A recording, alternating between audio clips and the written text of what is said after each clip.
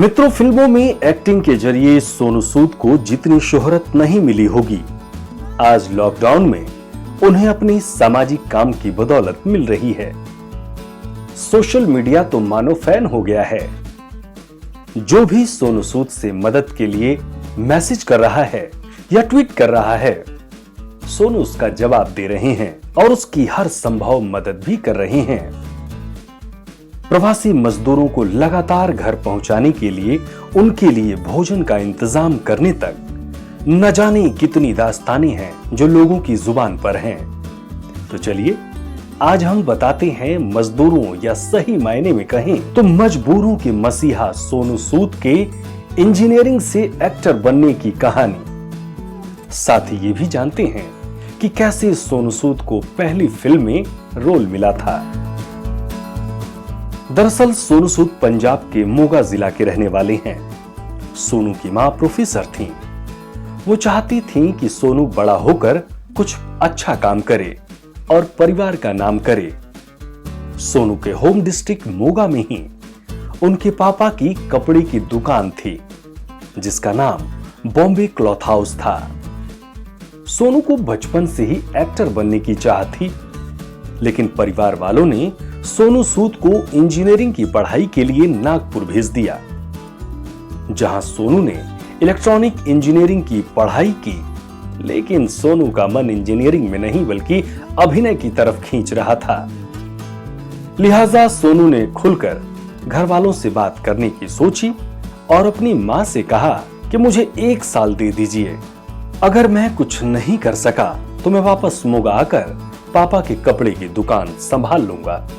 बस फिर क्या था, सोनू मुंबई आ गए और माया नगरी में काम को लेकर उनका संघर्ष शुरू हो गया। स्ट्रगल के दिनों में सोनू एक फ्लैट में 5-6 लोगों के साथ रहने लगे। उन दरमियान सोनू के सितारे कुछ इस कदर गर्दिश में रहे कि ना ही उन्हें कोई काम मिल रहा था और जहां वो काम के सिलसिले में जाते थे वहां भी रिजेक्ट हो जाते थे। उसी दौरान सोनू ने अपनी तस्वीरें कहीं भेजी। पता चला कि वहां तो हीरोइन के लिए लड़की ढूंढी जा रही है और इन्होंने अपनी फोटो भेज दी। कहते हैं कि इंसान का भाग्य कब पलट जाए ये कोई नहीं कह सकता। सोनू के साथ भी यही हुआ। इस फोटो के साथ सोनू की किस्मत भी पलट गई। सोनू को कॉल आया कि साउथ इंडियन फिल्म के लिए उन्हें सेलेक्ट कर लिया गया है, तो ऑडिशन के लिए आ जाएं। सोनू सूद जब ऑडिशन के लिए पहुंचे तो उनके साथ बड़ी अजीबोगरीब घटना घटी। सबसे पहले डायरेक्टर प्रोड्यूसर ने उनसे शर्ट उतारने के लिए कहा। पहले तो सोनू को थोड़ा अजीब लगा, फिर उन्होंने शर्ट उतार दी। सोनू की बॉडी देखकर सब हैरान रह गए और इस बॉडी की बदौलत ही साउथ इंडियन फिल्म कालस घर के लिए सोनू को सेलेक्ट कर लिया गया। हालांकि सोनू सूद को फिल्म में एक पादरी का रोल मिला।